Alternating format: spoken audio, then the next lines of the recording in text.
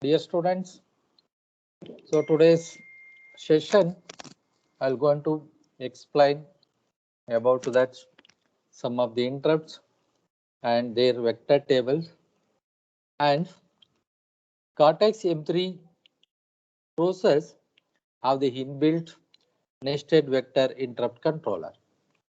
What you mean by nested vector interrupt controllers? It is like a interrupt handling mechanism. Now we are going to handle the interrupt. Sometimes we have external interrupt, sometimes we have the internal interrupts. So before that, just I'll brief out about that. What is interrupt? Interrupt is a asynchronous method of communicating between the processor and external devices. So it means that word is very important. Asynchronous means unexpectedly or unexpected. It is not planned. If it is synchronous means planned. Asynchronous means we are not planned.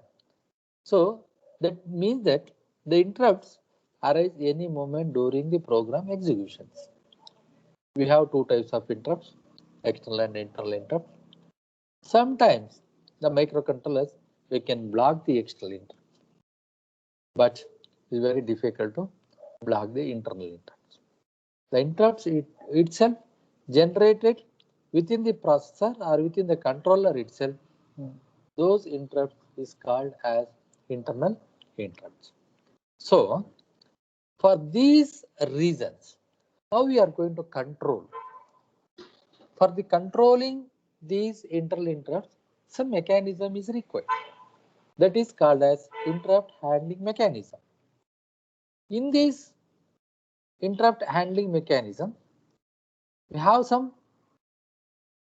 policies and procedures to follow to control the interrupts. So once comes to that, Cortex M3 microcontrollers, it have inbuilt nested vector interrupt controllers. Mainly, we have 6 types here. It means that this processor include the interrupt controller called the nested vector interrupt controller. It's closely coupled to the processor core and provide a number of important features. That 6 features we are going to discuss. The first one it is called as nested interrupt support. Second one, vector interrupt support. Third one, dynamic priority changes support. And fourth one, reduction of the interrupt latency. Then finally, interrupt masking. These are the 5 features I will going to discuss one by one from this concept, and today's session also I will cover all these things. What is the roles and responsibilities of these features? How they are support to that interrupt handling mechanisms or interrupt handlers. Okay, all these things. Okay, I will explain one by one. Okay, now I'll come to that. The first one. The first one it is nested interrupt support. So what do you mean by nested interrupt support? So here all the external interrupts and most of the system exceptions can be programmed to different priority levels. So how many interrupts in these controllers, or it may be have all external interrupts, and most of the system exception also can be programmed to different priority levels. High priority, low priority, like that. We can fix into that. When an interrupt occurs, suppose any one interrupts or enter or execute, the nested vector interrupt controllers compare the priorities, check the priority. As per the allotted, is executing or not. That is what the role, first role. So compare the priority of the interrupt to current running priority levels. Suppose, for example, now second priority of the interrupt is running. So some interrupts are entered or occurs, check the priorities. So after the second priority, it will go to the third priority. Suppose instead of third, maybe enter into the or occur into the fifth priority interrupt, he is going to manage it. This is what the roles and responsibility is, allocate it, and it's the maintain that the priority levels from highest to the lowest. Okay, if suppose if the priority of the new interrupt new interrupt is higher than the current levels, some cases or some applications it will be happens this kind of things. So new interrupts are entered, it have higher than the current level. During that time, the interrupt handler, it allows the new interrupt will override the current running task. By that time, the interrupt support, nested interrupt support, it allocate the new interrupt to override the running interrupts or override this running task. Okay, this is what the operation belongs to the nested interrupt support. So mainly you have these three important points or important job. Okay, so first compare it existing interrupts and occurred interrupts or entered interrupt. Second thing, if new priority is entered, it higher than the running priorities, it gives the priorities to the highest priority of the interrupt to override that running interrupt, and it gives the priority to. This is what the role of nested interrupt support. Okay, now I'll go to the second one, vector interrupt support. So what do you mean by vector interrupt support? In Cortex process, as vector interrupt support concept is available, when the interrupt is accepted, so any interrupt is accepted, the starting address of the interrupt service routine, the ISR role is interrupt service routine, is allocate the vector. Vectors means address. So the starting address of the interrupt service routine is located from vector table in memory. That specified vector tables for individual interrupts, their own addresses also specified, so that it will be located from a vector tables. Suppose there is no need to use software to determine the branch to the starting address of the ISR. In the program, sometimes the branch instruction also executed. By the time branch to the starting address of the ISR, some address for that particular interrupts or particular instruction address to be created when in case of branch instructions. Okay, this thus it takes less time to process the interrupt request. That is what it will be depends upon that time. So thus it takes less time to process the interrupt request. So this is what the role of vector interrupt support. Okay, now I will come to that. Dynamic priority changes support. This is what the third features from the nested vector interrupt controllers. So what for this dynamic priority changes?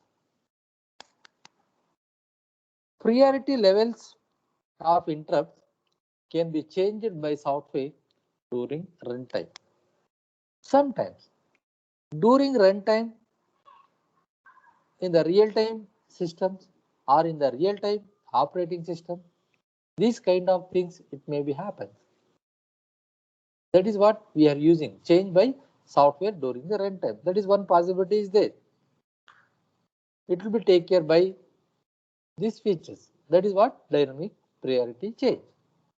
And interrupts that are being serviced or blocked from further activation until the SCR is completed. Sometimes, suppose some interrupts that are being serviced are blocked from further activation until the SCR is completed. It is not completed, but it is in the go to the waiting state, or it will be in the blocking state. So their priority can be changed without risk of accidentally re-entry. Any moment is re-enter into the programs. So means that in operating system, so re-entering safe thread concept is there. It means that same thing. But in these controllers, the dynamic priority change. So they take care about this only. So not required. Re-entered safe thread is not required. In real-time system, that thread we are going to use, but here is not required because of this reason we have this dynamic priority change support. Okay, then I'll come to that next fourth one. The fourth one is nothing but the reduction of interrupt latency. So before going to explain, I'll tell you one thing. What do you mean by latency? This is what one is technical terms. It related to the real-time system or real-time related to the microcontroller or microprocessor. Latency is nothing but the general term or synonymous terms delay. Latency is nothing but delay. The Cortex M3 processor also include a number of advanced features to lower the interrupt latency. Get my point? So these processor have number of advanced features. Of course, already explained in previous sessions. Have lower the interrupt latency because have bit handling instructions. We have high operating frequency.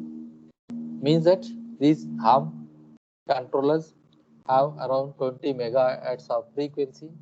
If you go to these range of frequencies, so it's become very fast, or we can reduce the latency. Okay, then this includes automatic saving. Yeah, of course, no need to save repeatedly. Almost all the systems are available this kind of things. Even in the sometimes in the MCQ questions during the competitive exams, we are going to not required to save repeatedly. So automatic saving concept, or in the system, if you are entering the data, it's saving automatically.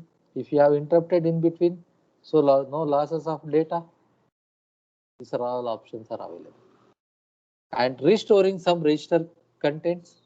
Sometimes the register content it is temporarily, even though the temporary data also restoring. If any thing happen in the system due to the power or due to the battery or whatever it may be, restoring and reducing delay in switching from one ISR to another ISR. ISR means interrupt service routing. The delay is very minimal. For example, nowadays in the real-time systems, some hardware also we are using that switching for the purpose of switching. Few decades back, even transistor is used as a switch. And then later part of that, they introduced MOSFET, metal oxide semiconductor field effect transistors. The comparatively MOSFET is better than BJT with respect to that speed and with respect to that switching loss. Means that it allows high speed, very negligible switching loss. Then later part of that, again they introduce one more device that is called as IGBT, insulated gate bipolar transistor.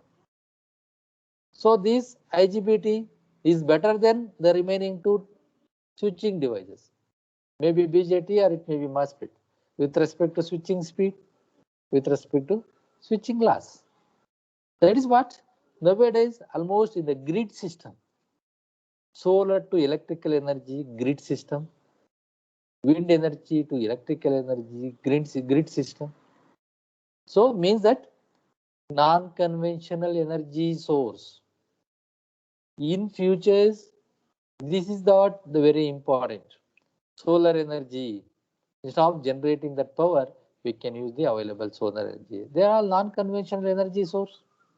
Wind energy. But in few people still today they are using biomass.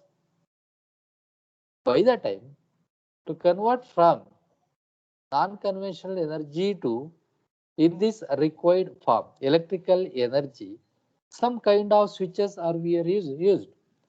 So in the switches is also is nothing but same thing, reducing delay and switching from not from ISR to another. It means that negligible delay. Switching time is very negligible. Switching loss also negligible. So and handling a late arrival interrupts also. So here suppose some interrupts to be entered into the not as per the specified time, it may be entered into little bit delayed. By the time also it handle that.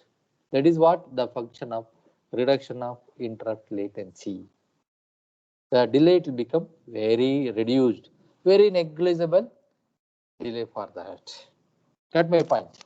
So this is what the role of fourth features of nested vector interrupt control.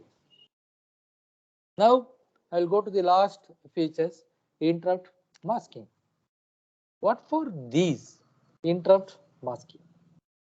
The interrupts and system exceptions can be masked based on their priority levels or masked completely using the interrupt masking registers, because in the special function registers mainly they have three interrupts. So in the last previous sessions I was explained about these three interrupts. If it is set and reset operation. If it is set, what their functions? If it is reset, what for that? So it means that here also we are using, if you need and completely using the interrupt masking registers, so base priority PRI mask and fault mask. You can using for this, and they can use to ensure that time critical task. So nowadays in the real time system, time critical task role is very important. So it means that can be finished on time without being interrupted. So this is what the real time system role is very important, or any device's role is very important. Can be finished on time without being interrupted. Even as a teacher, as a student, so the time commitment is very important. Or example, in case of the students, 3 hours time. You have to complete all the questions. Okay, as a teachers have to complete as per the university 50 hours of time to complete all 5 modules. Of course, we have to plan it. We have to execute according to that only. Or otherwise, we don't have time commitment. It's not become real time. The real time is nothing but respond at an instant. So, because of these Cortex M3 processor, it support for real-time system. The reason is very simple. You have such kind of supporting features. One important thing is nested interrupt vector controllers. Have these 5 features. All these 5 features they are taking care about to their respective jobs. Sometimes even in the interrupts, when exception event takes place on the controllers, like controller means Cortex M3 controllers, the corresponding exception handler is executed. The respective handler also to be executed. For that reason, to determine the starting address of the exception handler, vector table mechanism is used. Example, I want to reset. By the time we can go to that reset address, so maybe 000 or some controllers they have reset address to be specified. Instead of 00, it may be 0004 like that. That will be left to that controllers. Okay. So this concept, it is very essential because have around 240 interrupts in Cortex M3 process.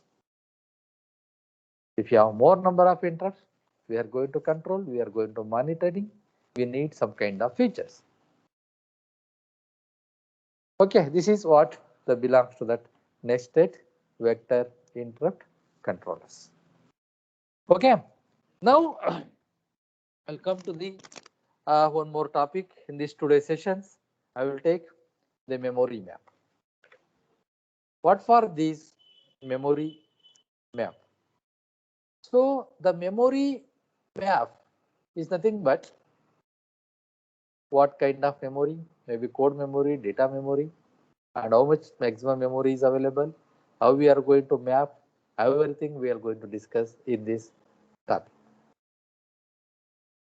In Cortex, M3 has predefined memory map. Of course, the memory map is predefined. It's not runtime. This allows the built-in peripherals, inbuilt peripherals. Peripherals means external devices such as interrupt controllers, debugging components can be accessed by simple memory access instructions. So you have to use some kind of instructions are available to use between that